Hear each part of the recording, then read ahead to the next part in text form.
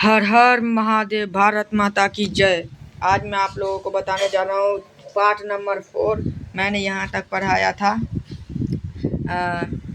सिंचाई की आधुनिक विधियाँ, ड्रिप तंत्र, ढकेली, चेन पंप, मोट, चित्र 1.4, छिड़काव तंत्र। अब पढ़ाएंगे खरपतवार से सुरक्षा। पहले बात आप समझ लीजिए, यह जो चैप्टर है इसका पार्ट 4 है। एक दिन में मैं उतना बड़ा वीडियो बना नहीं सकता, 15 मिनट का ही बना सकता, इसलिए 4 पार्ट कर दिया हूँ। तो इसलिए मैं आप लोगों को बताने जा रहा हूँ कि पहला पार्ट है, यह विज्ञान का किताब है और यह क्लास 8 के बच्चों के लिए है। NCERT सॉल्यूशन है, खरपतवार से सुरक्षा।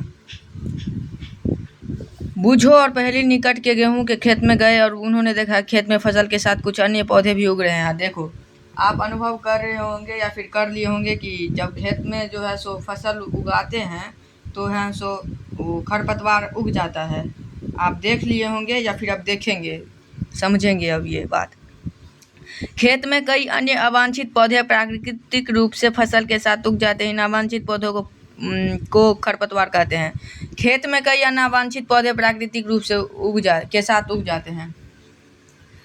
जब धान गेहूँ लोग रोपता है, मतलब मैथिली भाषा में रोपता कहता है उगाई जाने को, तो रोपता है कोई भी, तो जो है सो जो रोपता है ना, तो उसके साथ खरपतवार भी उगाई जाती है।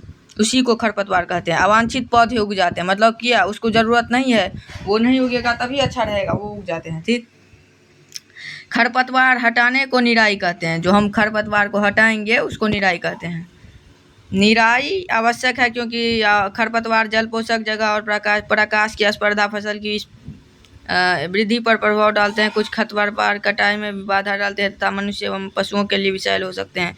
देखो, खरपतवार रहेगा, उससे फसलों को नुकसान होगा, वो बड़ा हो जाएगा तो फसलों को गड़बड़ कर देगा। इसलिए खरपतवार को हटाना ही बहुत आवश्यक हो जाता है। खरपतवार को हटाने एवं उनकी वृद्धि को नियंत्रित करने के लिए किसान विभिन्न तरीके अपनाता है।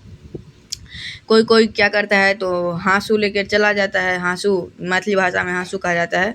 वो चला जाता है हाँसू लेके और हाँसू से काट लेता है, खरपतवार को नष्ट कर देता है। और कोई जाता है तो ये देखो, मशीन लगा लेता है कंधे पे और मास्क टांग लेता है, स्प्रे ले लेता है, उसमें दवाई दे देता है, पानी मिला देता है और मारता है एक ही बार में स्प्रे से। तो खरपतवार दूषित होकर मर जाता है। रसायनों के उपयोग से भी खरपतवार नियंत्रित किया जाता है, जिन्हें खरपतवार नाशी कहते हैं, जैसे 2,4-D। मैंने पहले ही बताया था, दवा मिला करके मारा जाता है, उसी को 2,4-D कहते हैं। 2,4-D उसी को खरपतवार नाशी कहते हैं। जैसे खेतों में इनका छिड़काव किया जाता है जिससे खरपतवार पौधे मर जाते हैं परंतु फसल को कोई हानि नहीं होती। हम तो वही चाहेंगे ना यार, खरपतवार मर जाए जिससे फसल को कोई हानि नहीं होगी। इसीलिए हम ये दवाई का उपयोग करते हैं। ठीक, कोई करता है अभी भी।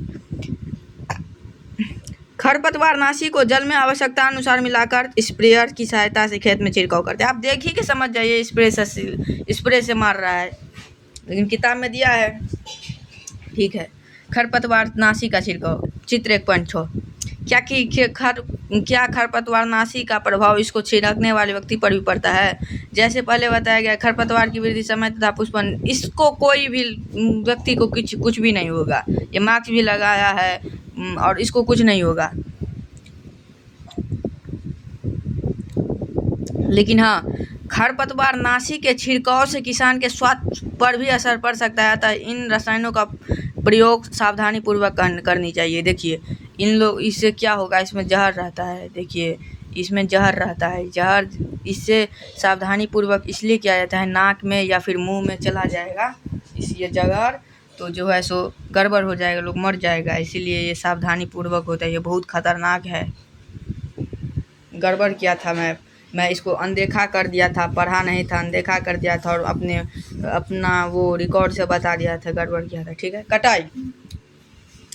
फसल की कटाई एक महत्वपूर्ण कार्य है। फसल पक जाने के बाद उसे काटना कटाई कहलाता है। कटाई के दौरान या तो पौधे खींचकर उखाड़ लेते हैं अथवा उसे धरातल के पास से काट लेते हैं। अनाज फसल को पकाने के लिए लगभग 3 से 4 महीने का समय लगता है। हमारे देश में दरांती सहायता से हाथ द्वारा कटाई की जाती है। देखो हमारे देश में क्या है, दरांती, जिसको हम हाँसू बोलते हैं, हाँसू, उसको हिंदी में क्या कहते हैं, दरांती। हम लोग मैथिली में है तो हम लोग हाँसू कहते हैं। लोग, बहुत से लोग, मतलब करोड़ों लोग जो है सो, करोड़ों अरबों लोग दरांती से ही काटते हैं फसल को। बल्कि बहुत लोग, पहले ज़माना में क्या होता था, फसल काट लिया, फसल को उखाड़ लिया जाता था और पटकता था ज़मीन पे। अब ना थ्रेसिंग मशीन हो गया है, पटकता था, धान झड़ जाता तो धान को बाहर कर लेता था और उसको फेंक देता था या फिर भूसी बना लेता था। एक मशीन का उपयोग किया जाता है। देखो हमारे देश में दरांती की सहायता से हाथ कट भी जाती है। देखो हमारे देश में दरांती की सहायता से जब काटेगा कोई भी तो गलती से हाथ भी कट सकता है। इसी को कम करने के लिए अथवा एक मशीन का उपयोग किया जाता है जिसे हार्वेस्टर कहते हैं। कटी गई फसल से बीजों दोनों भूसी से अलग करना होता है, इसे थ्रेसिंग कहते हैं। यह कार्य कंबाइन मशीन किया जाता है जो वास्तव में हार्वेस्टर से थ्रेशर का संयुक्त होते हैं। अब कटाई पर्व जान लो। 3-4 महीने के कठोर परिश्रम के बाद कटाई का समय आता है। स्वर्णिम दोनों से भरी खड़ी फसल किसानों के हृदय में उल्लास एवं अच्छे समय का भाव संचारित करती है। यह समय थोड़ा आराम करने एवं खुशी मनाने का है, क्योंकि पिछली ऋतु के प्रयत्न का फल मिलता है। इसलिए भारत के सभी लोगों में कटाई का समय हर्षोल्लास एवं खुशी का होता है। पुरुष एवं महिलाएं सभी मिलकर इस पर्व को मनाते हैं। कटाई ऋतु के साथ कुछ विशेष पर्व जैसे पोंगल, बैसाखी, होली, दिवाली, बन्नम एवं बिहू जुड़े हुए हैं। देखो अच्छी फसल उगेगी, मौसम अच्छा रहेगा, किसान को मेहनत पर साकार मिलेगा तो खुश होंगे किसान। इसी को कटाई पर्व कह दिया गया है।